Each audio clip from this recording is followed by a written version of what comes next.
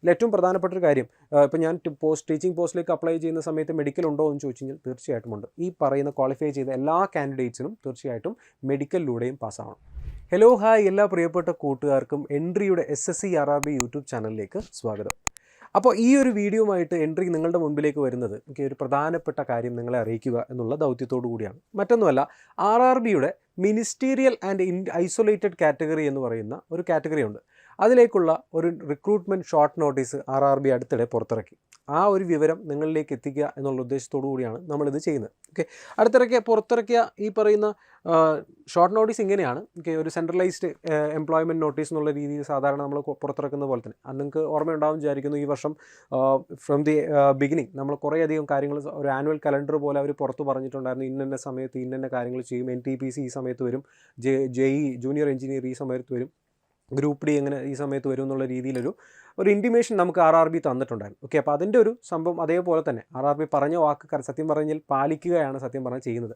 അപ്പോൾ RRBയുടെ ഈ ഒരു ഷോർട്ട് നോട്ടീസ് പുറത്തിറക്കിയത് കഴിഞ്ഞ ഒരു വിത്തിൻ ഫ്യൂ ഡേയ്സ് ആണ്. ഓക്കെ, ഇപ്പോൾ ഏറ്റവും കൂടുതൽ പറയുന്ന ഏറ്റവും പ്രധാനപ്പെട്ട കാര്യം, പ്രസ്റ്റീജിയസ് ആയിട്ടുള്ള കുറേയധികം പോസ്റ്റുകളിലേക്ക് ഏകദേശം 1036 വാക്കൻസികളിലേക്കാണ് മിനിസ്റ്റീരിയൽ ആൻഡ് ഐസൊലേറ്റഡ് കാറ്റഗറി എന്ന് പറയുന്ന നോട്ടിഫിക്കേഷനിൽ പുറത്തിറക്കിയിട്ടുള്ളത്. ഓക്കെ, നമുക്ക് ഈ ഷോർട്ട് നോട്ടീസ് ഒന്ന് ജസ്റ്റ് നോക്കിക്കഴിഞ്ഞ് കഴിഞ്ഞാൽ മനസ്സിലാവുന്ന ഏറ്റവും പ്രധാനപ്പെട്ട ഒരു കാര്യം, നോട്ടിഫിക്കേഷൻ നിലവിൽ വന്നിട്ടില്ല. ഷോർട്ട് നോട്ടീസ് മാത്രമാണ് RRB പുറത്തിറക്കിയിട്ടുള്ളത്. നോട്ടിഫിക്കേഷൻ ഉടൻ തന്നെ വരുമെന്നും അപ്ലൈ ചെയ്യാനുള്ള ഓൺലൈൻ ആപ്ലിക്കേഷൻ ഡേറ്റ് മുതലുള്ള കാര്യങ്ങൾ കൊടുത്തിട്ടുണ്ട് എന്നുള്ളതാണ് ഈ ഷോർട്ട് നോട്ടീസ് ഏറ്റവും പ്രധാനപ്പെട്ട ഒരു കാര്യം. കുറച്ചുകൂടെ ഡീറ്റെയിൽ ആയിട്ട് നോക്കുകയാണെങ്കിൽ, ഓക്കെ, നമുക്ക് കുറച്ചുകൂടെ സൂം ചെയ്ത് നോക്കുകയാണെങ്കിൽ നമുക്ക് നോക്കാം. ഓൺലൈൻ ആപ്ലിക്കേഷൻ സ്റ്റാർട്ട് ചെയ്യുന്നുള്ള ഡേറ്റ് RRB പറഞ്ഞിരിക്കുന്നത് 7th ജാനുവരിയാണ്. അതായത് അടുത്ത വർഷം 2025 ജനുവരി 7-ാം തീയതി ഒരു ന്യൂ ഇയർ ഗിഫ്റ്റ് എന്നുള്ള രീതിയിൽ നമുക്ക് തരുന്ന ഏറ്റവും പ്രധാനപ്പെട്ട ഒരു ഗിഫ്റ്റ് എന്നുള്ള രീതിയിൽ RRB തരുന്ന ഒരു സമ്മാനമായിട്ട് കൺസിഡർ ചെയ്യാം. ജാനുവരി 7th ഈ പറയുന്നത് സ്റ്റാർട്ട് ചെയ്യുന്നത്. ഓക്കെ, അവസാനം ആപ്ലിക്കേഷൻ ഡേറ്റ് ക്ലോസ് ചെയ്യുന്നത് February 6th. ഓക്കെ, അപ്പോൾ ഏകദേശം ഒരു മാസത്തോളം നീണ്ടു നിൽക്കുന്ന ഒരു ആപ്ലിക്കേഷൻ പ്രോസസ്സാണ് ഈ പറയുന്ന RRB മുന്നോട്ട് വയ്ക്കുന്നത്. ഇതിൽ ഏറ്റവും വലിയ ഹൈലൈറ്റ് എന്താണെന്ന് വെച്ച് കഴിഞ്ഞാൽ, ഓക്കെ, നമ്മൾ സാധാരണ NTPC അതുപോലെ തന്നെ ഇപ്പോൾ ഗ്രൂപ്പ് D അപ്ലൈ ചെയ്യുന്ന പോലെ ഏത് ബിരുദധാരികൾക്കും അപ്ലൈ ചെയ്യാൻ പറ്റുന്ന ഒരു പോലെയുള്ള ഒരു പോസ്റ്റ് അല്ല RRB ministerial and isolated category. അപ്പോൾ നമ്മൾ SSC ഒക്കെ ചെയ്യുന്ന സമയത്ത് നമ്മൾ കൂട്ടുകാർക്ക് അറിയാലോ, സെലക്ഷൻ പോസ്റ്റ് പോലുള്ള പോസ്റ്റുകളുണ്ട്. സെപ്പറേറ്റ് ആയിട്ടുള്ള സെലക്റ്റഡ് ആയിട്ടുള്ള എലിജിബിലിറ്റി ഉള്ള ആളുകൾക്ക് മാത്രമായിട്ട് ചെയ്യാൻ പറ്റുന്ന ചില പോസ്റ്റുകളാണ് അല്ലേ. അതേപോലെ തന്നെ ഒരു സംഭവമാണ് ഈ പറയുന്ന മിനിസ്റ്റീരിയൽ ആൻഡ് ഐസൊലേറ്റഡ് എന്ന് പറയുന്നത്. ഇതിൽ 1036 വാക്കൻസീസ് ആസ് എ ടോട്ടൽ നമുക്കുണ്ടെങ്കിലും ഏകദേശം 700ഓളം വാക്കൻസികൾ വരുന്നത് ടീച്ചിങ്ങിലേക്കാണ്. അതായത് ഇപ്പോൾ നമുക്ക് നോക്കുകയാണെങ്കിൽ പോസ്റ്റ് ഗ്രാജുവേറ്റ് ടീച്ചേഴ്സ് മുതൽ ഈ പറയുന്ന ട്രെയിൻഡ് ഗ്രാജുവേറ്റ് ടീച്ചേഴ്സ് മുതൽ നമുക്ക് ഫിസിക്കൽ ട്രെയിനിങ് ഇൻസ്ട്രക്ടേഴ്സ്, പിന്നെ അതുപോലെ തന്നെ ജൂനിയർ ട്രാൻസ്ലേറ്റർ, പിന്നെ അതുപോലെ തന്നെ നമ്മൾ പിന്നെ താഴെ വരുന്ന librarian, music teacher, okay, primary railway teacher, പിന്നെ ഏറ്റവും അവസാനം പറയുന്നത് ലബോറട്ടറി ട്രെയിനർ. അപ്പോൾ ഇത് മെയിൻലി ഫോക്കസ് ചെയ്യുന്നത് ഒരു ടീച്ചിങ് കാറ്റഗറിയിലേക്കുള്ള ഒരു വാക്കൻസി എന്നുള്ള രീതിയിൽ വേണമെങ്കിൽ നമുക്ക് പറയാനായിട്ട് പറ്റും. അപ്പോൾ 1036 വാക്കൻസീസ് ടോട്ടൽ പറയുമ്പോഴും ഏകദേശം 700ഓളം, ഓക്കെ, 700ഓളം എവിടെ വാക്കൻസി വരുന്നു? ടീച്ചിങ് കാറ്റഗറിയിലേക്ക് വരുന്നു. സോ BEd പാസ്സായിട്ടുള്ള PG ഒക്കെ ക്വാളിഫിക്കേഷനുള്ള കൂട്ടുകാരെ നിങ്ങൾക്ക് വേണ്ടിയിട്ടുള്ള ഒരു വീഡിയോ ആണ്, പ്രധാനപ്പെട്ട ഒരു നോട്ടിഫിക്കേഷനാണ്. നമ്മൾ മനസ്സിലാക്കുക, KV ഒക്കെ നോട്ടിഫിക്കേഷൻ ഇപ്പോൾ വരുമെന്നുള്ള രീതിയിൽ പറയുന്നുണ്ട്. അപ്പോൾ അതുപോലെ തന്നെ ഇപ്പോൾ റെയിൽവേ സ്കൂളുകളിലേക്കും നമുക്ക് കടന്നു ചെല്ലാൻ പറ്റുന്ന ഏറ്റവും ബെസ്റ്റ് ഓപ്പർച്യൂണിറ്റിയാണ്, മിസ് ചെയ്യരുത്. ഓക്കെ, അപ്പോൾ അതിൽ നമുക്ക് നോക്കുന്ന സമയത്ത് പേ സ്കെയിൽ 8 മുതൽ പേ സ്കെയിൽ 2 വരെ. ഓക്കെ, പേ സ്കെയിൽ 2 എന്ന് പറയുമ്പോൾ നമ്മളിപ്പോൾ +2 ക്വാളിഫിക്കേഷനുള്ള ഒരു രീതിയിലുള്ള പോസ്റ്റാണ്. പക്ഷേ പേ സ്കെയിൽ 8 എന്ന് പറയുമ്പോൾ പോസ്റ്റ് ഗ്രാജുവേഷൻ ലെവലാണ്. ഏകദേശം ബേസിക് പേ തന്നെ, ഇനീഷ്യൽ പേ തന്നെ 47,600 റുപ്പീസാണ് ഇനീഷ്യൽ പേ തന്നെ വരുന്നത്. 18 വയസ്സിനും 48 വയസ്സിനും ഇടയിലുള്ള ആളുകൾക്ക് അപ്ലൈ ചെയ്യാൻ പറ്റുന്ന ഒരു നല്ല പോസ്റ്റാണ് ഇപ്പോൾ ഈ പറയുന്ന പേ 8 എന്ന് പറയുന്നത്. ഓക്കെ, അപ്പോൾ ഒരുപാട് വാക്കൻസികളുണ്ട്, 187ഓളം വാക്കൻസികളുണ്ട്. ഇനി ട്രെയിൻഡ് ഗ്രാജുവേറ്റ് TGT ലെവലുള്ള പോസ്റ്റിലേക്കാണെങ്കിൽ 338ഓളം വാക്കൻസികളുണ്ട്. ഓക്കെ, അതേപോലെ തന്നെ junior translator, Hindi translator, language translator ആണെങ്കിൽ 130ഓളം വാക്കൻസികളുണ്ട്. പിന്നെ അതുപോലെ തന്നെ റെയിൽവേ പ്രൈമറി ടീച്ചർ ആണെങ്കിൽ അവിടെയും 200ഓളം വാക്കൻസികൾ വരുന്നുണ്ട്. സോ ഈ വാക്കൻസീസ് എന്ന് പറയുന്നത് ഇപ്പോൾ നമുക്കൊരു ടെൻഡേറ്റീവ് ആണ്. നമ്മളിപ്പോൾ പലപ്പോഴും കണ്ടിട്ടില്ലേ, ആദ്യം ലോഗോ പൈലറ്റ് വരുന്ന സമയത്ത് ഇത്ര നോട്ടിഫിക്കേഷനാണ്, ഇത്ര വാക്കൻസീസ് ആണെന്ന് പറഞ്ഞു, പിന്നീട് അത് ഗ്രാജുവലി ചെയ്ത് കൂട്ടുന്നു. അപ്പോൾ ഓരോ റെയിൽവേയിൽ എപ്പോഴും നോട്ടിഫിക്കേഷൻ വരുന്ന സമയത്ത് നമുക്ക് മനസ്സിലാക്കാൻ പറ്റുന്നത് വാക്കൻസി കൂടാനുള്ള എല്ലാ ചാൻസസും ഉണ്ട്. ഓക്കെ, അതുകൊണ്ട് തന്നെ പേടിക്കേണ്ട കാര്യമില്ല. 1000 വാക്കൻസീസ് ഉള്ളൂ എന്ന് വിചാരിച്ച് മടിച്ചിരിക്കേണ്ട. നന്നായിട്ട് അപ്ലൈ ചെയ്യാൻ പറ്റുന്ന, നിങ്ങൾക്ക് ചെയ്യാൻ പറ്റുന്ന ഏറ്റവും നല്ലൊരു പോസ്റ്റ് തന്നെയാണ് ഈ പറയുന്നത്. ഓക്കെ, നമുക്ക് കുറച്ചുകൂടി ഡീറ്റെയിൽ ആയിട്ടൊന്ന് നോക്കിക്കഴിഞ്ഞാൽ ഇതിൻ്റെയൊക്കെ കുറേ കാര്യങ്ങൾ നമ്മൾ മനസ്സിലാക്കേണ്ടത് എന്താ വെച്ചാൽ ഇതിൻ്റെയൊക്കെ ഒരു മെഡിക്കൽ സ്റ്റാൻഡേർഡ് ഇവിടെ പറയുന്നുണ്ട്, വളരെ വളരെ ഇമ്പോർട്ടൻ്റ് ആണ്. കാരണം RRB പോലുള്ളൊരു റിക്രൂട്ട്മെൻറ്റ് ബോർഡ് ഏറ്റവും കൂടുതൽ ആളുകളെ പുറത്താക്കുന്നത് ഈ പറയുന്ന മെഡിക്കൽ സ്റ്റാൻഡേർഡ്സിൻ്റെ ബേസിലാണ്. പ്രത്യേകിച്ച് കണ്ണൊക്കെ കറക്റ്റായിട്ട് ഇരിക്കുന്ന, ഫിസിക്കലി ഫിറ്റായിട്ടുള്ള, ഈ പറയുന്ന ഐ വിഷൻ പക്കയായിട്ടുള്ള ആളുകളെ മാത്രമാണ് ഈ പറയുന്ന RRB. ഇപ്പോൾ നമ്മളൊരു ആർമി ലെവലിലേക്ക് പോകുന്ന സമയത്ത് നമ്മൾ മെഡിക്കലൊക്കെ ഉണ്ടാകുമെന്ന് പറയുമ്പോൾ, അല്ലെങ്കിൽ ഫിസിക്കൽ ഉണ്ടാകുമെന്ന് പറയുമ്പോൾ നമ്മൾ പറയില്ലേ ഒരു സ്ട്രിക്റ്റ് ആണെന്ന് പറയില്ലേ, അതേപോലെ തന്നെയാണ് ഏകദേശം മെഡിക്കലിൻ്റെ സ്റ്റാൻഡേർഡിൽ RRB പുലർത്തുന്നത്. ഇപ്പോൾ SSC ചെയ്യുന്നത് പോലെയല്ല, കുറച്ചുകൂടെ ഡിഫറൻ്റ് ആണ് RRBയുടെ മെഡിക്കൽ എന്ന് പറയുന്നത്. ഓക്കെ, നോക്കാം എന്താണെന്ന് നോക്കാം. അപ്പോൾ നമ്മൾ ഈ പറയുന്ന പോസ്റ്റ് ഗ്രാജുവേറ്റ് ടീച്ചേഴ്സിന് 47,600 റുപ്പീസാണ് സാലറി എന്ന് പറഞ്ഞു. 18 വയസ്സിനും 48 വയസ്സിനും ഇടയിൽ ഉള്ള ആളുകൾക്ക് അതിൽ അപ്ലൈ ചെയ്യാമെന്നും പറയുന്നുണ്ട്. അതിലൊരു മെഡിക്കൽ സ്റ്റാൻഡേർഡ് C2 എന്ന് പറഞ്ഞൊരു മെഡിക്കൽ സ്റ്റാൻഡേർഡ് അവിടെ പരാമർശിക്കുന്നുണ്ട്. അതൊന്ന് നോട്ട് ചെയ്ത് വെക്കേണ്ട ഒരു കാര്യമാണ്. പിന്നെ പേ സ്കെയിൽ 7 വരുന്നുണ്ട്. പേ സ്കെയിൽ 7 വരുമ്പോൾ 44,900, അതായത് 44,900. അത് ഇനീഷ്യൽ പേ വരുന്ന, ബേസിക് പേ വരുന്ന ഒരു പേ സ്കെയിലാണ്. ആ ഒരു വാക്കൻസീസിൽ വരുന്ന നമുക്ക് 5ഓളം പോസ്റ്റുകളുണ്ട്. ഓക്കെ, അതായത് സയൻറ്റിഫിക് സൂപ്പർവൈസർ ഉണ്ട്, പിന്നെ അതുപോലെ ട്രെയിൻഡ് ഗ്രാജുവേറ്റ് ടീച്ചേഴ്സ് ഉണ്ട്, ചീഫ് ലോ അസിസ്റ്റൻ്റ് ഉണ്ട്, പബ്ലിക് പ്രോസിക്യൂട്ടർ ഉണ്ട്, ഫിസിക്കൽ ട്രെയിനിങ് ഇൻസ്ട്രക്ടർ ഉണ്ട്. ഇവരൊക്കെ പേ സ്കെയിൽ 7 വരുന്നത്. ഇനി പേ സ്കെയിൽ 6 എന്ന് പറയുമ്പോൾ നമ്മൾ നേരത്തെ സ്റ്റേഷൻ മാസ്റ്റർ അതുപോലെ തന്നെ ഗുഡ്സ് ഗാർഡ് പോലുള്ള കാര്യങ്ങളിലേക്ക് വരുന്ന സമയത്ത് അവിടെ പേ സ്കെയിൽ 6 ആണ് വരുന്നത്. അവിടെ പേ സ്കെയിൽ 6 വരുന്ന ഒരുപാട് പോസ്റ്റുകളുണ്ട്. ഏറ്റവും കൂടുതൽ ശരിക്കും പറഞ്ഞു കഴിഞ്ഞാൽ പേ സ്കെയിൽ 6 ഏറ്റവും കൂടുതൽ അവിടെ വാക്കൻസികൾ വരുന്നത്. ഓക്കെ, അതിലിപ്പോൾ സീനിയർ പബ്ലിസിറ്റി ഇൻസ്പെക്ടർ മുതൽ ലൈബ്രറിയൻ മുതൽ മ്യൂസിക് ടീച്ചർ മുതൽ പ്രൈമറി റെയിൽവേ ടീച്ചർ വരെ ഒരുപാട് വാക്കൻസികൾ അവിടെ വരുന്നത് ഈ പറയുന്ന പേ സ്കെയിൽ 6 അതും അന്യായമായിട്ടുള്ള സാലറിയാണ്. ഈ പറയുന്ന 35,400 എന്ന് പറയുന്നത് ബേസിക് പേ ആണ്. അതിനൊപ്പം തന്നെ മറ്റ് അലവൻസും കാര്യങ്ങളെല്ലാം കൂടെ വരുന്നത് നമുക്ക് നല്ല സൈസബിൾ ആയിട്ടുള്ളൊരു സാലറി തന്നെ നമ്മുടെ കൈകളിലേക്ക് വരുന്നതാണ്. ഇനി ഏറ്റവും താഴെ വരുന്നൊരു പോസ്റ്റ് എന്ന് വെച്ചാൽ ലെവൽ 2 വരുന്നത് ലബോറട്ടറി അസിസ്റ്റൻറ്റ് ഗ്രേഡ് എന്ന് പറഞ്ഞൊരു പോസ്റ്റാണ്. അതും വളരെ നമുക്ക് ക്വാളിഫിക്കേഷനുള്ള ആളുകൾക്ക് നേടിയെടുക്കാൻ പറ്റുന്നൊരു നല്ലൊരു ജോലിയാണ്. ഓക്കെ, ഇനി ഇതിൻ്റെ കാര്യങ്ങളിലേക്ക്, ഇവൻസിലേക്ക് ഒന്ന് കടക്കുകയാണെങ്കിൽ, ഷോർട്ട് നോട്ടീസ് അടുത്ത് തന്നെ പുറത്തിറങ്ങിയിട്ടുണ്ടായിരുന്നു. അതിൽ പറയുന്നത് അപ്ലൈ ചെയ്യുന്നത്, അല്ലെങ്കിൽ പറയുന്ന നോട്ടിഫിക്കേഷൻ പുറത്തു വരുന്ന ഡേറ്റ് 7th ജാനുവരി ആണ്. 7th ജാനുവരി 2025. നമ്മൾ നേരത്തെ പറഞ്ഞ പോലെ ഒരു ന്യൂ ഇയർ സമ്മാനം തന്നെയാണ് RRB നമുക്ക് നൽകുന്നത്. ഓക്കെ, ഓൺലൈൻ ആപ്ലിക്കേഷൻ അന്ന് തന്നെ സ്റ്റാർട്ട് ചെയ്യും. അന്ന് അർദ്ധരാത്രി തൊട്ട് സ്റ്റാർട്ട് ചെയ്യും എന്നുള്ള രീതിയിലാണ് പറയുന്നത്. 7th ജാനുവരി 2025 മുതൽ നമുക്ക് അപ്ലൈ ചെയ്ത് തുടങ്ങാം. ഫെബ്രുവരി 6th വരെ നമുക്ക് ഓൺലൈൻ 11 മണി രാത്രി 11:59 വരെ മിനിറ്റ് വരെ നമുക്ക് അപ്ലൈ ചെയ്യാനും പറ്റും. ഓക്കെ, ഇനി അത് മാത്രമല്ല, ഫീസ് അടയ്ക്കാനുള്ള ഡേറ്റും അത് തന്നെയാണ്, ഈ പറയുന്ന ഡേറ്റ് തന്നെയാണ്. പിന്നെ CBT 1 എക്സാം ഡേറ്റ് ഒരിക്കലും അവർ പറയുന്നില്ല. ടെൻറ്റേറ്റീവായിട്ടൊരു കലണ്ടർ RRB പുറത്തിറക്കിയാൽ മാത്രമേ നമുക്കത് ഏകദേശം പറയാനായിട്ട് പറ്റുള്ളൂ. ഓക്കെ, ആ ഒരു കാര്യങ്ങളൊക്കെ ഒന്ന് ബേസിക് ആയിട്ട് മനസ്സിലാക്കി വെക്കേണ്ടത് ഇപ്പോൾ ഏറ്റവും വെച്ചാൽ 7th January. Okay, 7th January 2025 എന്ത് സംഭവിക്കുന്നു? ഈ പറയുന്ന നോട്ടിഫിക്കേഷൻ വരുന്നു. ഒരു ഇൻറ്റിമേഷൻ ആദ്യം തന്നെ പറയുന്നു, OBC വിഭാഗത്തിൽ വരുന്ന ആളുകൾ അല്ലെങ്കിൽ SC ST വിഭാഗത്തിൽ വരുന്ന ഒരാളുകൾ നിങ്ങൾക്ക് ഇപ്പോൾ തന്നെ മാക്സിമം ഒരു കാര്യം ചെയ്യാൻ പറ്റും. ഈ തിരക്ക് വരുന്നതിന് മുമ്പ് നോൺ ക്രിമിനൽ സർട്ടിഫിക്കറ്റ് വേണമെങ്കിൽ, ഏജ് റിലാക്സേഷൻ ഒക്കെ വേണമെങ്കിൽ, അല്ലെങ്കിൽ കമ്മ്യൂണിറ്റി ബേസിൽ നിങ്ങൾ അപ്ലൈ ചെയ്യുന്നുണ്ടെങ്കിൽ non criminal certificate, SC STs പോലുള്ള സർട്ടിഫിക്കറ്റ്, EWS പോലുള്ള സർട്ടിഫിക്കറ്റുകൾ ഇതിന് മുന്നോടിയായിട്ട് തന്നെ എടുത്തു വെച്ച് കഴിഞ്ഞാൽ നോട്ടിഫിക്കേഷൻ വന്ന ഉടനെ നമുക്ക് അപ്ലൈ ചെയ്യാനായിട്ട് പറ്റും. പിന്നെ ആ സമയത്ത് പിന്നെ വില്ലേജ് ഓഫീസിലും അക്ഷയൊക്കെ ആയിട്ട് ഓടിച്ചാടുന്ന നടക്കേണ്ട കാര്യമില്ല. ഓക്കെ, ഇനി നമുക്കിതിനെക്കുറിച്ച് കൂടുതലായിട്ട് ഈ പറയുന്ന എക്സാമിനേഷൻ ഫീനെ കുറിച്ച് പറയുകയാണെങ്കിൽ അവർ പറയുന്നത് 500 രൂപ. സാധാരണ RRB നടത്തുന്ന എല്ലാ എക്സാംസിനും കൊടുക്കുന്ന പോലെ OBC അതുപോലെ തന്നെ ജനറലിൽ വരുന്ന ആളുകൾക്ക് കൊടുക്കുന്ന ഒരു ഫീസാണ് 500 രൂപ എന്ന് പറയുന്നത്. പുരുഷന്മാർക്ക് കൊടുക്കുന്ന ഒരു ഫീസാണ് 500 രൂപ. ബാക്കി എല്ലാ ആളുകൾക്കും, SC ST PW ഡിസേബിൾഡ് ആയിട്ടുള്ള ആളുകൾ, വനിതകൾ, അതുപോലെ തന്നെ ട്രാൻസ്ജെൻഡർ പോലെയുള്ള മറ്റേ എക്കണോമിക്കലി ബാക്ക്വേർഡ് നിൽക്കുന്ന ആളുകൾക്കെല്ലാം 250 രൂപയാണ് ഫീസ്. ഈ 500 രൂപയിൽ ഈ CBT 1 കഴിഞ്ഞാൽ 250 റുപ്പീസ് റീഫണ്ട് ചെയ്യും. അതിനുവേണ്ടി നമ്മൾ ആദ്യം തന്നെ അപ്ലൈ ചെയ്യുന്ന സമയത്ത് കൂട്ടുകാർക്ക് അറിയാമെന്ന് വിചാരിക്കുന്നു, നമ്മളോട് എന്ത് ചെയ്യുന്നുണ്ട്, ബാങ്ക് അക്കൗണ്ടിൻ്റെ ഡീറ്റെയിൽസ് ചോദിക്കാറുണ്ട്. അപ്പോൾ കൃത്യമായിട്ട് കൊടുക്കുകയാണെങ്കിൽ ബാങ്ക് അക്കൗണ്ടിലേക്ക് ഫസ്റ്റ് സ്റ്റേജ് എക്സാം എഴുതിയാൽ ഉടനെ നിങ്ങൾക്ക് ഈ പറഞ്ഞ 250 രൂപ നിങ്ങളുടെ ബാങ്ക് അക്കൗണ്ടിലേക്ക് തിരിച്ച് കയറുന്നതുമാണ്.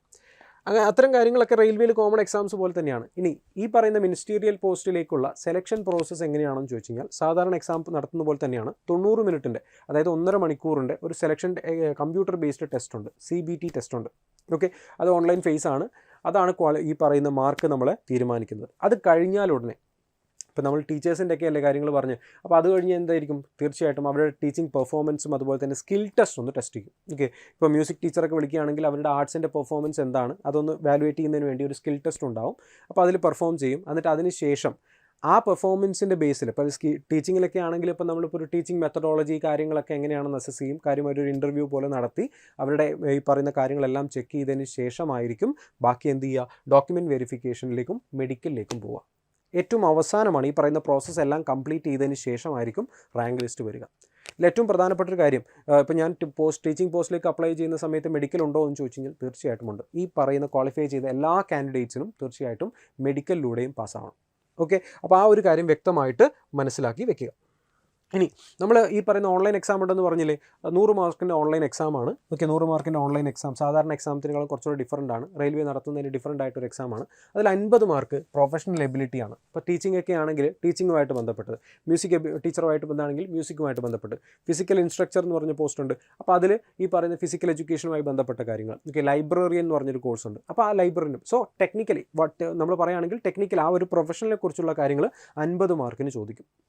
ഇനി ജനറൽ അവയർനെസ്, സാധാരണ നമുക്ക് വരുന്ന ഈ പറയുന്ന polity, Indian economy, Indian history, modern history എന്നൊക്കെ പറയുന്ന കാര്യങ്ങളൊക്കെ ഉണ്ടല്ലോ, GK, ആ പറയുന്ന കറണ്ട് അഫയേഴ്സ് തുടങ്ങിയിട്ടുള്ള ജനറൽ അവയർനെസ് 15 മാർക്കിന് ചോദ്യങ്ങളുണ്ടാവും. അതുപോലെ reasoning and general intelligence and reasoning എന്ന് പറയുന്നത് 15 മാർക്കിനുണ്ടാവും. മാത്സ് അഥവാ ക്വാണ്ടിറ്റേറ്റീവ് ആപ്റ്റിറ്റ്യൂഡ് 10 മാർക്കിനുണ്ടാവും. ഓക്കെ, ജനറൽ സയൻസ് ഏറ്റവും പ്രധാനമായിട്ടും പറയുന്നൊരു കാര്യമാണ്. RRB എക്സാംസിന് എപ്പോഴും ജനറൽ സയൻസിൽ നിന്ന് നല്ല രീതിയിൽ NCERT ലെവലുള്ള ക്വസ്റ്റ്യൻസ് നന്നായിട്ട് ചോദിക്കാൻ സാധ്യതയുണ്ട്. ഇവിടെ 10 മാർക്കിന് ചോദിക്കുന്നുണ്ട്. സോ ആസ് എ ടോട്ടൽ 100 ചോദ്യങ്ങൾ 90 മിനിറ്റ്, 1.5 മണിക്കൂർ. ഇപ്പോൾ 10 മണിക്ക് സ്റ്റാർട്ട് ചെയ്ത് കഴിഞ്ഞാൽ 11:30 എക്സാം കഴിയും. ഇനി ഡിസേബിൾഡ് ആയിട്ടുള്ള ആളുകളാണോ എങ്കിൽ നിങ്ങൾക്ക് വേണ്ടി ഒരു 30 മിനിറ്റ് കൂടെ റിലാക്സേഷൻ ഉണ്ട്. അപ്പോൾ അവർക്ക് വേണ്ടി 2 മണിക്കൂർ.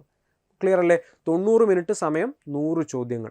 ഇത് ചെയ്തു കഴിഞ്ഞാൽ നിങ്ങളുടെ ജീവിതം ഇവിടെ മാറ്റിമറിയുന്നു. ഓക്കെ, അതാണ് ഏറ്റവും പ്രധാനപ്പെട്ട ഹൈലൈറ്റ്. ഇനി ഇതിലെ ക്വാളിഫിക്കേഷനിലേക്ക് ഒന്ന് കടക്കുകയാണെങ്കിൽ ഏകദേശമുള്ള, ഇപ്പോൾ നമ്മൾ എക്സാക്ട്ലി ഒരു ഷോർട്ട് നോട്ടീസാണ് വന്നിട്ടുള്ളത്. ഇപ്പോൾ കഴിഞ്ഞ വർഷമൊക്കെ നടത്തിയിട്ടുള്ള അതിന് വെച്ചിട്ട് നമ്മളൊരു ക്വാളിഫിക്കേഷൻ നമ്മൾ ജസ്റ്റ് എക്സാക്ട്ലി ഒന്ന് പറയുന്നുണ്ട്.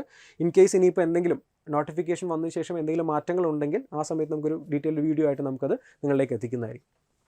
പോസ്റ്റ് ഗ്രാജുവേറ്റ് ടീച്ചേഴ്സിൽ കേസിലേക്ക് വരുന്ന സമയത്ത് മാസ്റ്റർ ഡിഗ്രിയാണ്, PG ആണ് അവിടുത്തെ ക്വാളിഫിക്കേഷൻ. ഏത് സബ്ജക്റ്റാണോ വേണ്ടത് ആ സബ്ജക്റ്റിൽ കൃത്യമായിട്ടുള്ള ഈ പറയുന്ന മാസ്റ്റർ ഡിഗ്രി PG വേണം. അതുപോലെ തന്നെ B.Ed അല്ലെങ്കിൽ ഇക്വാലൻസ് വേണം. ഓക്കെ, B.Ed അല്ലെങ്കിൽ അതിന് തത്തുല്യമായിട്ടുള്ള ഒരു കോഴ്സ് അവിടെ തീർച്ചയായിട്ടും ഉണ്ടാവണം. ഇതാണ് PGT എന്ന് പറഞ്ഞ കോഴ്സിലേക്കുള്ള, അതായത് ഏറ്റവും പ്രധാനപ്പെട്ട ലെവൽ 8 എന്ന് പറയുന്ന ബേസിക് പേ 48,900 എന്ന് പറയുന്ന സാലറി വാങ്ങിക്കുന്ന പോസ്റ്റ് ഗ്രാജുവേറ്റ് ടീച്ചേഴ്സിന് ഉണ്ടായിരിക്കുന്ന ക്വാളിഫിക്കേഷൻ ഇതാണ്, PG വിത്ത് B.Ed.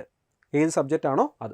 ഇനി അത് കഴിഞ്ഞാൽ പിന്നെ സയൻറ്റിഫിക് സൂപ്പർവൈസർ ഉണ്ട്, എക്കണോമിക്സും ട്രെയിനിങ്ങുമായിട്ട് ബന്ധപ്പെട്ട്. ആ ഒരു വിഷയത്തിൽ എഞ്ചിനീയറിംഗ് ആണെങ്കിൽ അല്ലെങ്കിൽ സയൻസ് ആൻഡ് ടെക്നോളജിയിലാണെങ്കിൽ അതിന് കൃത്യമായിട്ടുള്ള ഡിഗ്രിയും അതിനൊപ്പം തന്നെ എക്കണോമിക്സും എർഗോ എക്കണോമിക്സും പിന്നെ അതുപോലെ തന്നെ ആ ഒരു ബന്ധപ്പെട്ട വിഷയങ്ങളിൽ സ്പെഷ്യലൈസേഷനും വേണം. ആ ഒരു കോഴ്സ് വാലിഡ് ആയിട്ടുള്ളൊരു കോഴ്സ് ഉണ്ടെങ്കിൽ തീർച്ചയായിട്ടും ചെയ്യാൻ പറ്റും. ഇനി എന്തെങ്കിലും മാറ്റങ്ങൾ വരികയാണെങ്കിൽ നോട്ടിഫിക്കേഷൻ വന്നു കഴിഞ്ഞാൽ നമുക്ക് മാറ്റം കൊണ്ടുവരാൻ പറ്റും, അറിയുള്ളത് പറയാം. ഇനി TGT എന്ന് പറഞ്ഞ പോലെ ഏറ്റവും കൂടുതൽ മറ്റ് വാക്കൻസി ഉള്ള പോസ്റ്റാണ് TGT, ട്രെയിൻഡ് ഗ്രാജുവേറ്റ് ടീച്ചേഴ്സ് എന്നാണ് പറയുന്നത്. TGT ഇതിൽ മാസ്റ്റർ ഡിഗ്രി ഉണ്ട്. ഓക്കെ, ഏത് സബ്ജക്റ്റാണോ ഉള്ളത് ആ സബ്ജക്റ്റിലെ മാസ്റ്റർ ഡിഗ്രിയും അതുപോലെ തന്നെ B.Edഉം അല്ലെങ്കിൽ തത്തുല്യം. ഇതാണ് അവിടെ വേണ്ട ഒരു കാര്യം. ഓക്കെ, ഇപ്പോൾ എക്കണോമിക്സിലാണെങ്കിൽ MA എക്കണോമിക്സും വിത്ത് B.Edഉം. ഓക്കെ, സോഷ്യൽ സയൻസിൽ B.Edഉം. അതാണ് ഇവിടെ വേണ്ട ഏറ്റവും പ്രധാനപ്പെട്ട ക്വാളിഫിക്കേഷൻ എന്ന് പറയുന്നത്. ഇനി ചീഫ് ലോ അസിസ്റ്റൻറ്റ് എന്ന് പറഞ്ഞൊരു പോസ്റ്റ് ഉണ്ട്, ലെവൽ 7 പോസ്റ്റാണ്. ഒരു യൂണിവേഴ്സിറ്റി ഒരു ഡിഗ്രി വേണം. ഓക്കെ, ഒരു 3 വർഷം കംപ്ലീറ്റ് ചെയ്തിട്ടുള്ള ഒരു എന്താ പറയുക ലോയിൽ നിയമത്തിൽ ഈ പറയുന്ന യൂണിവേഴ്സിറ്റി ഡിഗ്രി വേണം. അതുപോലെ തന്നെ ഈ പറയുന്നൊരു പ്ലീഡറായിട്ട് ഒരു 3 year എക്സ്പീരിയൻസും വേണം. പ്ലീഡറായിട്ട് ഒരു എക്സ്പീരിയൻസും വേണം. ഇതാണ് ലോ അസിസ്റ്റൻറ്റിൻ്റെ കാര്യത്തിൽ നമുക്ക് പറയാനുള്ളത്. ഇനി അത് കഴിഞ്ഞാൽ പിന്നെ വരുന്നത് പബ്ലിക് പ്രോസിക്യൂട്ടർ എന്ന് പറഞ്ഞ പോസ്റ്റാണ്. ഒരു LLB ഡിഗ്രി തന്നെ വേണം ഇവിടെ വേണ്ടത്. ഓക്കെ, അതുമാത്രമേ ഈ പറയുന്ന ക്രിമിനൽ ലോ, പ്രോസിക്യൂഷൻ പോലെയുള്ള കാര്യങ്ങൾ കൃത്യമായിട്ടുള്ള റിലവൻ്റ് ആയിട്ടുള്ള എക്സ്പീരിയൻസ് ഉണ്ടെങ്കിൽ ഏറ്റവും അഭികാമ്യമാണ്. അത് കഴിഞ്ഞാൽ പിന്നെ വരുന്നത് ഫിസിക്കൽ ട്രെയിനിങ് ഇൻസ്ട്രക്ടർ. നമ്മൾ പറയുകയാണെങ്കിൽ PT മാഷ് എന്നൊക്കെ നമ്മൾ പറയില്ലേ, അതുപോലെ തന്നെ ഈ പറയുന്ന B.Ped അല്ലെങ്കിൽ എന്താണ് ഗ്രാജുവേറ്റ് ഇൻ ഫിസിക്കൽ എഡ്യൂക്കേഷൻ, അതിൻ്റെ സിമ്പിളായിട്ട് പറയുന്നതാണ് B.Ped, bachelor of physical education എന്നാണ് പറയുക. അത് കൃത്യമായിട്ട് ചെയ്തിരിക്കണം. ഇംഗ്ലീഷ് മീഡിയമാണ് ഈ പറയുന്ന നോട്ടിഫിക്കേഷൻ വരാൻ പോകുന്നത്. അതുകൊണ്ട് തന്നെ ഈ പറയുന്ന ഫിസിക്കൽ എഡ്യൂക്കേഷനിൽ കൃത്യമായിട്ട് ലാംഗ്വേജ് ഹാൻഡിൽ ചെയ്യാനും കൂടെ അറിയാമെങ്കിൽ നന്നായിരിക്കും. പിന്നെ അത് കഴിഞ്ഞാൽ പിന്നെ വരുന്നത് സയൻറ്റിഫിക് അസിസ്റ്റൻറ്റ് അല്ലെങ്കിൽ ട്രെയിനിങ് ആണ്. അത് സയൻസിൻ്റെ ഈ പറയുന്ന സയൻസുമായിട്ട് ബന്ധപ്പെട്ട ആർട്സ് സബ്ജക്റ്റിലോ അല്ലെങ്കിൽ എഞ്ചിനീയറിങ്ങിലോ ഒരു ഡിഗ്രിയോ ഡിപ്ലോമയോ റിലേറ്റഡ് ആയിട്ട് വേണം. പിന്നെ അത് കഴിഞ്ഞാൽ പിന്നെ വരുന്നത് ഹിന്ദി ട്രാൻസ്ലേറ്ററാണ്, ജൂനിയർ ഹിന്ദി ട്രാൻസ്ലേറ്ററാണ്. ഇംഗ്ലീഷ് അല്ലെങ്കിൽ ഹിന്ദിയിൽ പോസ്റ്റ് ഗ്രാജുവേഷൻ ഉള്ള അല്ലെങ്കിൽ മാസ്റ്റേഴ്സ് ഉള്ള വ്യക്തികൾക്ക് അപ്ലൈ ചെയ്യാൻ പറ്റുന്ന പോസ്റ്റാണ് ഈ പറയുന്ന ജൂനിയർ ട്രാൻസ്ലേറ്റർ എന്ന് പറയുന്നത്. ഓക്കെ, അത് വളരെ ഇമ്പോർട്ടൻ്റ് ആണ്. നല്ല രീതിക്ക് നോട്ടിഫിക്കേഷൻ നടത്തിയ എല്ലാ എക്സാമിലും, ഇപ്പോൾ SSC ആണെങ്കിലും RRB ആണെങ്കിലും കണ്ടക്ട് ചെയ്യുന്ന എക്സാമിൽ ഏറ്റവും പ്രധാനപ്പെട്ട ഒരു പോസ്റ്റാണ് ഈ പറയുന്നത് ട്രാൻസ്ലേറ്റർ എന്ന് പറയുന്നത്. നോട്ട് ചെയ്ത് വയ്ക്കണേ. ഇനി സീനിയർ പബ്ലിസിറ്റി ഇൻസ്പെക്ടർ എന്ന് പറഞ്ഞൊരു പോസ്റ്റ് ഉണ്ട്. ഡിഗ്രിയും വേണം. നമുക്കവിടെ പബ്ലിക് റിലേഷൻസിൽ ഡിപ്ലോമ വേണം. പബ്ലിക് റിലേഷൻസ് ഇല്ലെങ്കിൽ ജേർണലിസം ആണെങ്കിലും അഡ്വർടൈസിംഗ് ആണെങ്കിലും മാസ് കമ്മ്യൂണിക്കേഷൻ ആണെങ്കിലും ഇതിൽ ഏതെങ്കിലും ഒരു ഡിപ്ലോമയും കൂടെ വേണം. അപ്പോൾ ഡിഗ്രിയും plus diploma in any of the following, ഈ പബ്ലിക് റിലേഷൻസ് ആയിക്കോട്ടെ, അഡ്വർടൈസിംഗ് ആയിക്കോട്ടെ, ജേർണലിസം ആയിക്കോട്ടെ, മാസ് കമ്മ്യൂണിക്കേഷൻ ആയിക്കോട്ടെ, ഇതിൽ ഏതെങ്കിലും ഒരു ഡിപ്ലോമയുള്ള ഒരു ബിരുദധാരിയാണെങ്കിൽ തീർച്ചയായിട്ടും നിങ്ങൾക്ക് ഈ പോസ്റ്റിലേക്ക് അപ്ലൈ ചെയ്യാൻ പറ്റും. ഏറ്റവും അവസാനമായിട്ട് പറയുന്നത് സ്റ്റാഫ് ആൻഡ് വെൽഫെയർ ഇൻസ്പെക്ടറാണ്. ഓക്കെ, ഡിപ്ലോമ ഇൻ ലേബർ അല്ലെങ്കിൽ സോഷ്യൽ വെൽഫെയർ അല്ലെങ്കിൽ LLB അല്ലെങ്കിൽ PG MBA HR എന്നുള്ള ഈ പറയുന്ന കാറ്റഗറിയിലുള്ള എന്താ പറയുക നമ്മുടെ ക്വാളിഫിക്കേഷനുള്ള ആളുകൾക്ക് ഈ പറയുന്ന സ്റ്റാഫ് ആൻഡ് വെൽഫെയർ ഇൻസ്പെക്ടറിലേക്ക് അപ്ലൈ ചെയ്യാൻ പറ്റും. ഇനി നമ്മൾ പറയുന്ന കുറച്ച് പോസ്റ്റുകൾ പ്രധാനമായിട്ടും പറയുന്നത് ഇവിടെ ലെവൽ 2 എന്ന് പറഞ്ഞൊരു പോസ്റ്റുണ്ട്. നമ്മൾ നേരത്തെ പറഞ്ഞ ഏറ്റവും താഴെ +2 ലെവലിലേക്കുള്ള പോസ്റ്റാണ് ലാബ് അസിസ്റ്റൻറ്റ് ഗ്രേഡ് 2. നന്നായിട്ട് അപ്ലൈ ചെയ്യാൻ പറ്റുന്നൊരു പോസ്റ്റാണ്. 12th വിത്ത് സയൻസ്, ബയോ സയൻസ് എന്നൊക്കെ പറയില്ലേ നമ്മൾ, ആ സയൻസിലുള്ള ക്വാളിഫിക്കേഷനുള്ള ആളുകൾക്ക് അതിനോടൊപ്പം തന്നെ മെഡിക്കൽ ലബോറട്ടറി ടെക്നോളജിയിൽ ഒരു ഡിപ്ലോമ വേണം. മെഡിക്കൽ ലബോറട്ടറി ടെക്നോളജിയിൽ ഒരു ഡിപ്ലോമ ഉള്ള ആളുകൾക്ക് ഈ പറയുന്ന പോസ്റ്റിലേക്ക് അപ്ലൈ ചെയ്യാം. ഇത് കെമിസ്റ്റ് ആൻഡ് മെറ്റലർജി എന്ന് പറയുന്ന ഒരു ഡിപ്പാർട്ട്മെൻറ്റിലേക്കാണ് ഈ പറയുന്ന റിക്രൂട്ട്മെൻറ്റ് പോകുന്നത്. അതുകൊണ്ട് തന്നെ എന്താണ് ഈ പറയുന്ന ലാബ് അസിസ്റ്റൻറ്റ് എന്ന് പറയുന്ന കോഴ്സ് കുറച്ച് ആളുകളെ കഴിയാറുള്ളൂ, ആളുകൾക്ക് അപ്ലൈ ചെയ്യാൻ പറ്റുന്ന ഏറ്റവും നല്ല പോസ്റ്റാണ്. ഇനി അത് കഴിഞ്ഞാൽ പിന്നെ സ്കൂൾസിലൊക്കെയുള്ള ലബോറട്ടറി അസിസ്റ്റൻ്റ് ആണ്. അത് 12th പാസ്സായാൽ മതി. സയൻസ് സബ്ജക്റ്റിൽ ബയോ സയൻസിൽ ഈ പറയുന്ന 12th സയൻസിൽ ഈ പറയുന്ന 12th പാസ്സായാൽ മതി. അതുപോലെ തന്നെ 1 year എക്സ്പീരിയൻസ് വേണം. 1 year എക്സ്പീരിയൻസും 12th പാസ്സായിട്ടുള്ള ആളുകൾക്ക് തീർച്ചയായിട്ടും അപ്ലൈ ചെയ്യാൻ പറ്റുന്ന പോസ്റ്റാണ്. ഇനി അസിസ്റ്റൻറ്റ് ടീച്ചർ എന്ന് പറഞ്ഞൊരു പോസ്റ്റ് ഉണ്ട്. ഏതാണോ സബ്ജക്റ്റ് വേണ്ടത് ആ സബ്ജക്റ്റിൽ റെലവൻ്റ് ആയിട്ടുള്ളൊരു ഡിഗ്രി അതുപോലെ തന്നെ അല്ലെങ്കിൽ ഡിപ്ലോമ ആ പറയുന്ന പോസ്റ്റിലേക്ക് അപ്ലൈ ചെയ്യാൻ പറ്റുന്ന കാര്യമാണ്. ഓക്കെ, അതൊന്ന് മനസ്സിലാക്കി വയ്ക്കുക. ഇനി ഏറ്റവും കൂടുതൽ വാക്കൻസികൾ വരുന്ന മറ്റൊരു പോസ്റ്റാണ് പ്രൈമറി റെയിൽവേ ടീച്ചർ, PRT എന്ന് പറഞ്ഞ പോസ്റ്റ്. ഡിഗ്രി മതി, ഇവിടെ മാസ്റ്റേഴ്സ് വേണമെന്നില്ല, ഡിഗ്രി മതി. ഓക്കെ, ഡിഗ്രി വേണം. അതുപോലെ തന്നെ B.Ed. ഓക്കെ, മിനിമം എത്ര വേണം? 50% മാർക്കോട് കൂടി പാസ്സാവണം. സാധാരണ 55 ആണ് പറയാറ്. ഇവിടെ എത്ര മതി? 50% മാർക്കോട് കൂടി ഈ പറയുന്ന സബ്ജക്റ്റിൽ ഡിഗ്രി ഉള്ള ആളുകൾക്ക് അപ്ലൈ ചെയ്യാൻ പറ്റും. B.Ed വേണം കേട്ടോ. ഇനി മ്യൂസിക് ടീച്ചറുണ്ട്. ഇപ്പോൾ നമ്മൾ MA മ്യൂസിക് എന്നുള്ള രീതിയിലൊക്കെ പറയാറില്ലേ, അല്ലെങ്കിൽ BA മ്യൂസിക് എന്നൊക്കെ പറഞ്ഞ് പാസ്സാവാറില്ലേ, അതിൽ ഗ്രാജുവേറ്റ് മതി. ഗ്രാജുവേഷൻ ഈ പറയുന്ന മ്യൂസിക്കോ അല്ലെങ്കിൽ ഈ പറയുന്ന ഇക്വാലൻറ്റ് ക്വാളിഫിക്കേഷൻ ഉള്ള ആളുകൾക്ക് അപ്ലൈ ചെയ്യാൻ പറ്റുന്ന ഒരു പോസ്റ്റാണ് മ്യൂസിക് ടീച്ചർ എന്ന് പറയുന്നത്. ഓക്കെ, അവർ സ്പെഷ്യലായിട്ട് പറയുന്നുണ്ട് പുരുഷന്മാരെയല്ല ഫീമെയിലാണ്, വനിതകളെയാണ് അവിടെ ഹയർ ചെയ്യുന്നതെന്നുള്ള രീതിയിൽ വ്യക്തമായിട്ട് പറയുന്നുണ്ട്. ഇനി നമ്മൾ നേരത്തെ പറഞ്ഞിരുന്നു ലൈബ്രറിയൻ എന്ന് പറഞ്ഞൊരു കോഴ്സിലേക്ക് ആളുകൾ വിളിക്കുന്നുണ്ട്. ബാച്ചിലർ അല്ലെങ്കിൽ മാസ്റ്റേഴ്സ് ഡിഗ്രി, ഓക്കെ, ലൈബ്രറി സയൻസിൽ മാസ്റ്റർ ഡിഗ്രി കംപ്ലീറ്റ് ചെയ്തിട്ട് ഒരാൾക്ക് അപ്ലൈ ചെയ്യാൻ പറ്റുന്നൊരു പോസ്റ്റാണ്. ക്ലിയർ അല്ലേ? ഇതൊക്കെയാണ് ഏകദേശമുള്ള ഒരു ക്വാളിഫിക്കേഷൻ എന്ന് പറയുന്നത്. നമ്മളിനി പോകുന്നത് ഏറ്റവും പ്രധാനപ്പെട്ട ഒരു കാര്യമാണ് മെഡിക്കൽ. നമ്മൾ നേരത്തെ പറഞ്ഞു റെയിൽവേയിൽ ഈ പറയുന്ന നോട്ടിഫിക്കേഷൻ വരുന്ന സമയത്ത് ഏറ്റവും കൂടുതൽ ആളുകൾ പുറത്തു പോകുന്ന റിക്രൂട്ട്മെൻറ്റ് നടക്കുന്ന സമയത്ത് കുറേ അധികം ആളുകൾ പുറത്താക്കുന്നത് കറക്റ്റായിട്ട് അവർ മെഡിക്കൽ ക്ലിയർ ആയിട്ട് നോക്കും. എന്തെങ്കിലും ഒരു ചെറിയ പാകപ്പിഴവ് ഉണ്ടെങ്കിൽ അവർ പറഞ്ഞു വിടും. അതാണ് ഏറ്റവും പ്രധാനപ്പെട്ടത്. സോ അതിനു മുമ്പ് നമ്മൾ എന്ത് ചെയ്യണം? നമ്മൾ മെഡിക്കലി ഫിറ്റ് ആണെന്നുള്ളത് നമ്മൾ ഉറപ്പുവരുത്തണം. ഓക്കെ, 4 സ്റ്റാൻഡേർഡാണ് അവിടെ പറയുന്നത്. ഓക്കെ, നമുക്ക് ഏറ്റവും കൂടുതൽ പറഞ്ഞത് C1, C2, B1, B2 എന്ന് പറയുന്ന 4 മെഡിക്കൽ സ്റ്റാൻഡേർഡാണ് ഈ പറയുന്ന നോട്ടിഫിക്കേഷൻ അല്ലെങ്കിൽ ഷോർട്ട് നോട്ടീസിൽ പറഞ്ഞിട്ടുള്ളത്. B1 എന്താണെന്ന് വെച്ച് കഴിഞ്ഞാൽ നമ്മൾ ഈ പറയുന്ന ഡിസ്റ്റൻറ്റ് വിഷൻ, ഫാർ വിഷൻ എന്ന് പറയുന്നത് ഗ്ലാസ് ഉണ്ടോ ഗ്ലാസ് ഇല്ലയോ, ഗ്ലാസ് വെച്ചോ വെക്കാതെയോ നമുക്ക് എന്താണ് 6/9 6/12 വായിക്കാൻ പറ്റണം. എന്താണ് സംഭവം എന്നറിയോ? ഈ പറയുന്ന 6/9 എന്ന് വെച്ച് കഴിഞ്ഞാൽ നിങ്ങൾ കേട്ടിട്ടുണ്ട്, ഒരു ഒപ്റ്റോമെട്രി അല്ലെങ്കിൽ ഒഫ്താൽമോളജിസ്റ്റിനെ കാണാൻ പോയി കഴിഞ്ഞാൽ നമുക്ക് ഇങ്ങനെ ഒരു സാധനം തരും. നമ്മൾ കണ്ണിൻ്റെ പവർ ടെസ്റ്റ് ചെയ്യാൻ വേണ്ടി പോകും. ഇതിൽ ഏറ്റവും താഴെ ഈ പറയുന്ന കാര്യങ്ങൾ, ഏറ്റവും താഴെ ഈ പറയുന്ന ഗ്ലാസ് ഇല്ലാതെ നമുക്ക് വായിക്കാൻ പറ്റുന്ന, അല്ലെങ്കിൽ ഗ്ലാസ് ഇല്ലാതെയോ വായിക്കാൻ പറ്റുന്ന ഈ ഒരു സംഭവത്തിനാണ് നമ്മൾ 6/6 എന്ന് പറയാം. സാധാരണ നമ്മൾ മോട്ടോർ സൈക്കിളൊക്കെ ഓടിക്കാൻ അല്ലെങ്കിൽ കാറൊക്കെ ഓടിക്കാൻ പോകുന്ന സമയത്ത് ലൈസൻസ് എടുക്കാൻ പോകുന്ന സമയത്ത് നമ്മളൊരു ഡോക്ടറെ കാണാൻ പോയി കഴിഞ്ഞാൽ അവർ പറയുന്നതാണ് ഈ പറയുന്ന ഏറ്റവും താഴെ കാണുന്ന ലൈൻ വായിക്കാൻ പറ്റുമോ എന്ന് ചോദിക്കും. ഓക്കെ, അപ്പോൾ നമ്മൾ ഈ പറയുന്ന ലൈൻ വായിച്ചു കൊടുത്തു കഴിഞ്ഞാൽ നമുക്ക് 6/6 ഉണ്ട്. തൊട്ട് മുകളിലായിട്ട് കാണുന്ന ഒരു ലൈൻ നമുക്ക് വായിക്കാൻ പറ്റുന്നെങ്കിൽ നമുക്കതിന് 6/9 എന്ന് പറയും. വിത്തൗട്ട് ഗ്ലാസസ് നമുക്കിത് ഈ പറയുന്ന ലൈൻ കൃത്യമായിട്ട് വായിക്കാൻ പറ്റുന്നുണ്ടെങ്കിൽ നമ്മുടെ കണ്ണിൻ്റെ പവർ 6/9 ഉണ്ട് എന്നുള്ളത് മനസ്സിലാക്കി വെക്കുക. ഇനി ഇതിന് തൊട്ട് മുകളിലുള്ള ലൈൻ ആണെങ്കിൽ അതിനെ 6/12 എന്ന് പറയുന്നു. കുറച്ചുകൂടെ മുകളിലായിട്ട് കുറച്ചുകൂടെ വലിയ അക്ഷരങ്ങളാണെങ്കിൽ നമുക്കതിന് 6/18, കുറച്ച് മുകളിൽ പോയി കഴിഞ്ഞാൽ 6/24, 6/36, ഏറ്റവും വലുത് 6/16. ഓക്കെ, നമ്മളെ ഈ കാറ്റഗറിയിൽ വരുന്നത് മെയിൻലി ഇവിടെ ഈ 3 സംഭവത്തിലാണ്. 6/9, 6/18, 6/12, ഈ പറയുന്ന 6/9, ഓക്കെ, 6/24, ഈ പറയുന്ന 4 കാറ്റഗറിയിലാണ് നമ്മളിവിടെ നോട്ടിഫിക്കേഷനിൽ ക്ലിയർ ആയിട്ട് പറയുന്നത്. അപ്പോൾ ഇതിൽ ആദ്യം പറഞ്ഞ B1 എന്ന് പറഞ്ഞ സ്റ്റാൻഡേർഡിൽ പറയുന്നത് 6/9 6/12 ആണ്. വിത്തൗട്ട് ഗ്ലാസസ് നമുക്ക് ഈ പറഞ്ഞ കാര്യങ്ങളുണ്ടെങ്കിൽ വായിക്കാൻ പറ്റുന്നുണ്ടെങ്കിൽ ക്ലിയർ ആയിട്ട് നമുക്കത് ക്വാളിഫിക്കേഷൻ ചെയ്യാൻ പറ്റും. പിന്നെ ഏറ്റവും എന്ന് വെച്ചാൽ കളർ വിഷൻ. ഓക്കെ, ഇപ്പോൾ നൈറ്റ് ബ്ലൈൻഡ്നെസ് പോലുള്ള കാര്യങ്ങളൊക്കെ പ്രശ്നം, നൈറ്റ് വിഷൻ പോലുള്ള കാര്യങ്ങൾ ക്ലിയർ ആയിട്ട് അവർ നോക്കും. അതൊക്കെ നോക്കിയതിന് ശേഷം മാത്രമേ ബൈനോക്കുലർ വിഷൻ കറക്റ്റ് ആണോ, ഫീൽഡ് ഓഫ് വിഷൻ കറക്റ്റ് ആണോ, നൈറ്റ് വിഷൻ കറക്റ്റ് ആണോ എന്നൊക്കെ ചെക്ക് ചെയ്തതിന് ശേഷം മാത്രമേ അവർ നമ്മൾ അകത്തേക്ക് എടുക്കുകയുള്ളൂ. ഓക്കെ, ഇനി അടുത്ത് ഫാർ വിഷൻ മാത്രമല്ല ഈ പറയുന്ന നിയർ വിഷൻ കൂടെ അവർ ചെക്ക് ചെയ്യും. 0.6 അല്ലെങ്കിൽ 0.6 താഴെ താഴെ എന്നുള്ള വിത്തൗട്ട് ക്ലാസ്സസ് ആണ്. അത് സിമ്പിളായിട്ട് നിങ്ങൾക്ക് എല്ലാവർക്കും ക്വാളിഫൈ ചെയ്യാൻ പറ്റുന്ന കാര്യം. ഇപ്പോൾ സ്റ്റേഷൻ മാസ്റ്റർ പോലുള്ള പോസ്റ്റൊക്കെ ആണെങ്കിൽ A1 സ്റ്റാൻഡേർഡൊക്കെയാണ്. അതുപോലെ അത്രയും വളരെ കടുകട്ടിയായിട്ടുള്ള അല്ലെങ്കിൽ ഈ പറയുന്ന നമുക്ക് ലേസറൊക്കെ ചെയ്തിട്ടുള്ള ആളുകൾക്ക് അവിടെ അപ്ലൈ ചെയ്യാൻ പറ്റില്ല. പക്ഷേ ഇവിടെ അങ്ങനെയല്ല, ലേസർ ചെയ്ത ആളുകൾക്കും അപ്ലൈ ചെയ്യാൻ പറ്റുന്ന പോസ്റ്റുകളാണ്. ഇനി അടുത്ത് വരുന്നത് B2 ആണ്. ഇവിടെയും ഇതേപോലെ വിത്തൗട്ട് ഗ്ലാസസ് നമുക്ക് 6/9 6/12 വേണം. അടുത്തുള്ള വിഷൻ ആണെങ്കിൽ 0.6 അല്ലെങ്കിൽ 0.6 വിത്തൗട്ട് ഗ്ലാസസ് എന്നുള്ളതിന് വായിക്കാൻ പറ്റണം. ഓക്കെ, ഇവിടെയും ഈ പറയുന്ന രീതിയിൽ കളർ വിഷൻ, ബൈനോക്കുലർ വിഷൻ പോലെയുള്ള കാര്യങ്ങളെല്ലാം അവർ ചെക്ക് ചെയ്യുന്നതാണ്. അതും ഒന്ന് മനസ്സിലാക്കി വയ്ക്കും. കമ്പാരിറ്റീവ്ലി കുറച്ചുകൂടെ റിലാക്സ്ഡ് ആയിട്ടുള്ള താഴോട്ട് ഇറങ്ങി വരും തോറും സിമ്പിളായിട്ടുള്ള മെഡിക്കൽ സ്റ്റാൻഡേർഡ്സിലേക്കാണ് വരുന്നത്. ഇനി C1 എന്ന് പറഞ്ഞ സ്റ്റാൻഡേർഡ് 6/9 ഇല്ലെങ്കിലും കുഴപ്പമില്ല, 6/12 അല്ലെങ്കിൽ 6/18 മതി.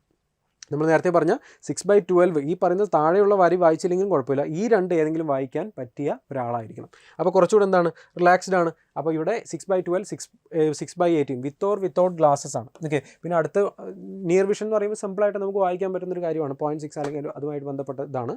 ഓക്കെ, ഇവിടെയും ഈ പറയുന്ന രീതിയിൽ ക്ലോസ് വർക്കും കാര്യങ്ങളൊക്കെ ഓഫീസ് റേഞ്ചിലുള്ള കാര്യങ്ങളൊക്കെ ചെയ്യേണ്ടതല്ലേ, അപ്പോൾ അതവിടെ കൃത്യമായിട്ട് നോട്ട് ചെയ്യുന്നതാണ്. ഇനി C2 ആണ് ഏറ്റവും അവസാനമായിട്ട് പറയുന്നത്. 6/12 വായിച്ചാൽ മതി. ഓക്കെ, 6/12 വിത്തൗട്ട് ഗ്ലാസസ് ആണ്. ഓക്കെ, വായിച്ച് കാണിക്കാൻ പറ്റുന്ന ഒരു സംഭവമാണ്. ക്ലോസ് വർക്കും കാര്യങ്ങളൊക്കെ അവിടെ ചെക്ക് ചെയ്യുന്നതാണ്. സോ മെഡിക്കൽ സ്റ്റാൻഡേർഡിൻ്റെ കേസിൽ ഇതിൽ ഏറ്റവും പ്രധാനമായിട്ടും നോക്കുന്നത് B1 ആണ്. കമ്പാരിറ്റീവ്ലി ഇവിടെ നോക്കുമ്പോൾ കുറച്ചുകൂടെ കടുകട്ടി എന്ന് പറയുന്നത് B1 ആണ്. പക്ഷേ എന്നാലും കുഴപ്പമില്ല, നമുക്ക് ലൈസൻസ് ഒക്കെ ഉള്ള ആൾക്കാരാണെങ്കിൽ തീർച്ചയായിട്ടും നിങ്ങൾക്ക് ഈ പറയുന്ന പോസ്റ്റുകൾക്കൊക്കെ മെഡിക്കലി ഫിറ്റ് ആവുന്നുള്ളതാണ്. മറ്റ് ഫിറ്റ്നസ് ഒക്കെ ഉണ്ട്, നമ്മുടെ ബോഡി എല്ലാം ഫിറ്റ് ആണ് എന്നുള്ളത് നമ്മൾ ഉറപ്പുവരുത്തേണ്ട ഒരു കാര്യമാണ്. ഓക്കെ, ഇനി ഏറ്റവും അവസാനമായിട്ട് നമ്മളൊരു കാര്യം പറഞ്ഞ് വൈൻഡപ്പ് ചെയ്യുകയാണ്. എന്തുകൊണ്ട് നിങ്ങൾ ഈ പോസ്റ്റിലേക്ക് അപ്ലൈ ചെയ്യണം? ഈ പറയുന്ന പോസ്റ്റ് ഗ്രാജുവേഷനും വലിയ ഡിഗ്രിയൊക്കെ ഉള്ള അലമാറയിൽ നമ്മൾ ഈ പറയുന്ന ബ്യൂറോയിലൊക്കെ എടുത്തു വയ്ക്കുന്ന ആളുകൾ, നിങ്ങളൊന്ന് ശ്രദ്ധിക്കുക.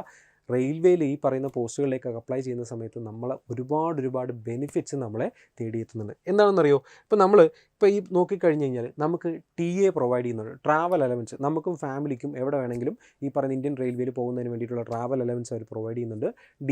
DA അലവൻസ് എന്നുള്ള രീതി ഡിയർനെസ് അലവൻസ് അവർ പ്രൊവൈഡ് ചെയ്യാറുണ്ട്. പിന്നെ അതുപോലെ തന്നെ നമുക്കും അതുപോലെ തന്നെ നമ്മുടെ ഫാമിലി ഉള്ളവർക്ക് ഇൻഷുറൻസ്, ഈ പറയുന്ന മെഡിക്കൽ ഇൻഷുറൻസ് പോലെ പ്രൊവൈഡ് ചെയ്യുന്നുണ്ട്. അതുപോലെ തന്നെ മെഡിക്കൽ ബെനിഫിറ്റ്സ് നമുക്കുണ്ട്. ഹോസ്പിറ്റൽസിലൊക്കെ പോയി കഴിഞ്ഞാൽ നമുക്ക് അതിനുള്ള ട്രീറ്റ്മെൻറ്റ് കാര്യങ്ങളൊക്കെ സൗജന്യമായിരിക്കും. റെയിൽവേ ഹോസ്പിറ്റൽസിലൊക്കെ പോയി കഴിഞ്ഞാൽ ട്രീറ്റ്മെൻറ്റ് സൗജന്യമായിരിക്കും. ഇനി നമുക്ക് മക്കളുണ്ടെങ്കിൽ റെയിൽവേ സ്കൂളുകളിലൊക്കെ സൗജന്യമായിട്ട് പഠിപ്പിക്കാം. എഡ്യൂക്കേഷണൽ രീതിയിലുള്ള സ്കോളർഷിപ്പും അതുപോലെ തന്നെ ഈ പറയുന്ന എഡ്യൂക്കേഷണൽ പർപ്പസിനുള്ള ഫീസൊക്കെ വളരെ ഇതായിരിക്കും, എല്ലാം ഫ്രീ ആയിരിക്കും. പിന്നെ അതുപോലെ തന്നെ പെൻഷൻ സ്കീംസ്, അതാണ് ഏറ്റവും പ്രധാനപ്പെട്ട ഒരു കാര്യം. മാട്രിമോണി സൈഡിൽ നോക്കുന്ന സമയത്ത് ഏറ്റവും കൂടുതൽ ആളുകൾ ഗവൺമെൻറ് ജോലിയിലേക്ക് സ്വിച്ച് ഓവർ ചെയ്യുന്നതിന് ഏറ്റവും പ്രധാനപ്പെട്ട കാര്യം സ്റ്റെബിലിറ്റിയാണ്. അതിനോടൊപ്പം തന്നെ പെൻഷൻ സ്കീമാണ്. ആ പെൻഷൻ സ്കീം റെയിൽവേ പ്രൊവൈഡ് ചെയ്യുന്നുണ്ട്. സെൻട്രൽ ഗവൺമെൻറ് ജോലിയാണ്, അതിൻ്റേതായിട്ടുള്ള സ്റ്റെബിലിറ്റി ഉണ്ട്, ഈ പറയുന്ന ബെനിഫിറ്റ്സ് എല്ലാം ഉണ്ട്. ട്രാവൽ അലവൻസ് ഉണ്ട്, ഈ പറയുന്ന ഹൗസ് റെൻറ്റ് അലവൻസ് HRA ഉണ്ട്, DA ഉണ്ട്, എഡ്യൂക്കേഷണൽ, മെഡിക്കൽ, അതുപോലെ തന്നെ പെൻഷൻ സ്കീം പോലുള്ള എല്ലാ ബെനിഫിറ്റ്സും ഈ ഒരു പോസ്റ്റിലുണ്ട്. ഓക്കെ, അതെല്ലാം കൊണ്ടാണ് ഈ പറയുന്ന പോസ്റ്റ് ഏറ്റവും കൂടുതൽ ഹൈലൈറ്റ് ആയിട്ട് വരുന്നത്. ഓക്കെ, അപ്പോൾ ഈ പറയുന്ന ഈ പ്രധാനപ്പെട്ട ക്വാളിഫിക്കേഷനിലുള്ള ആളുകളാണ് നിങ്ങളെങ്കിൽ ഒരിക്കൽ കൂടി ഞാൻ പറയുന്നു, നല്ലൊരു പോസ്റ്റാണ് മക്കളെ. നന്നായിട്ട് അപ്ലൈ ചെയ്ത് നന്നായിട്ട് പഠിച്ചു കഴിഞ്ഞാൽ തീർച്ചയായിട്ടും ഒറ്റ സ്റ്റേജ് എക്സാമേ ഉള്ളൂ. ആ എക്സാം ക്വാളിഫൈ ചെയ്യുക, സ്കിൽ ടെസ്റ്റ് ക്വാളിഫൈ ചെയ്യുക, ഡോക്യുമെൻറ്റ് വെരിഫിക്കേഷൻ നിങ്ങൾ എന്തായാലും പാസ്സാവും. മെഡിക്കലി എന്താണ് ഈ പറയുന്ന ലൈസൻസ് ഒക്കെ ഉള്ള ആളാണെങ്കിൽ സിമ്പിളായിട്ട് നിങ്ങൾക്ക് മെഡിക്കലും സിമ്പിളായിട്ട് പാസ്സാക്കാൻ പറ്റും. അപ്പോൾ നിങ്ങളുടെ സ്കിൽ ടെസ്റ്റും നിങ്ങളുടെ CBT എക്സാമിൻ്റെ മാർക്കായിരിക്കും നിങ്ങളുടെ ജീവിതം തീരുമാനിക്കുക. അപ്പോൾ അതിനുവേണ്ടി കൃത്യമായിട്ട് വർക്ക് ചെയ്യുക. January 7th ഈ പറയുന്ന നോട്ടിഫിക്കേഷൻ നിങ്ങളെ തേടിയെത്തും. സോ അതിന് മുമ്പ് തന്നെ വർക്ക് ചെയ്ത് തുടങ്ങുക. ഇന്ന് തന്നെ ഈ പറയുന്ന ദിവസങ്ങൾ നിങ്ങളുടെ പ്രൊഫഷണൽ എബിലിറ്റിയൊക്കെ ഒന്ന് പൊടിതട്ടിയെടുക്കുക. B.Edൽ നിങ്ങൾ പഠിച്ച കാര്യങ്ങളൊക്കെ ഒന്ന് പൊടിതട്ടിയെടുക്കുക. മറ്റ് പബ്ലിക് പ്രോസിക്യൂട്ടർ, ലൈബ്രറിയൻ പോലുള്ള ആളുകൾക്ക് ആണെങ്കിൽ നിങ്ങൾക്ക് അതുമായിട്ട് ബന്ധപ്പെട്ട കോഴ്സസ് ഒക്കെ ചെയ്തിട്ടുണ്ടാവുമല്ലോ, ആ പറയുന്ന കാര്യങ്ങളൊക്കെ ഒന്ന് പൊടിതട്ടിയെടുക്കുക. ഓക്കെ, അപ്പോൾ ഇത് നിങ്ങൾക്ക് വേണ്ടിയുള്ള നോട്ടിഫിക്കേഷനാണ്. നിങ്ങൾക്ക് റെയിൽവേ തരുന്ന ന്യൂ ഇയർ സമ്മാനമാണ്. മാക്സിമം യൂട്ടിലൈസ് ചെയ്യുക. ഓക്കെ, അപ്പോൾ ഈ ഒരു വീഡിയോ നിങ്ങൾ കാണുന്നതിനോടൊപ്പം ഇതുമായി ബന്ധപ്പെട്ട് ഇരിക്കുന്ന ഏതെങ്കിലും ഫാക്കൽറ്റി അല്ലെങ്കിൽ നിങ്ങളുടെ സുഹൃത്തുക്കളോ മക്കളോ റിലേറ്റീവ്സോ ആരെങ്കിലും ഉണ്ടെങ്കിൽ അവർക്ക് ഷെയർ ചെയ്യുക. ഇതുപോലുള്ള രസകരമായിട്ടുള്ള വീഡിയോ, ഈ പറയുന്ന എംപ്ലോയ്മെൻറ്റുമായിട്ട് റിലേറ്റഡ് ആയിട്ടുള്ള വീഡിയോസ് ലഭിക്കുന്നതിന് വേണ്ടി നമ്മുടെ ചാനലൊന്ന് സബ്സ്ക്രൈബ് ചെയ്യുക, ബെൽ ബട്ടണൊക്കെ ഒന്ന് ക്ലിക്ക് ചെയ്യുക. ഓക്കെ, അപ്പോൾ ഈ വീഡിയോ നിങ്ങൾക്ക് ഇഷ്ടപ്പെട്ടെങ്കിൽ, നിങ്ങൾക്ക് എന്തെങ്കിലും സംശയങ്ങളോ കാര്യങ്ങളാണെങ്കിൽ we are always there to help you, we are always there to hear you from you. Okay, അപ്പോൾ താഴെ നിങ്ങൾ കമൻറ്റ് ബോക്സ് നിങ്ങൾക്ക് വേണ്ടി ഓപ്പൺ ആണ്. നിങ്ങൾക്ക് പറയാനുള്ള കാര്യങ്ങളും നിർദ്ദേശങ്ങളും കാര്യങ്ങളും അല്ലെങ്കിൽ സംശയങ്ങളും താഴെ ഞങ്ങളോട് ഷെയർ ചെയ്യുന്നതാണ്. ഓക്കെ, അപ്പോൾ അടുത്തൊരു വീഡിയോയിൽ വീണ്ടും കാണാം. അതുവരെ നിങ്ങൾക്ക് എല്ലാവർക്കും നല്ലത് വരുത്തട്ടെ. പുതുവത്സരാശംസകൾ. Thank you. ബൈ.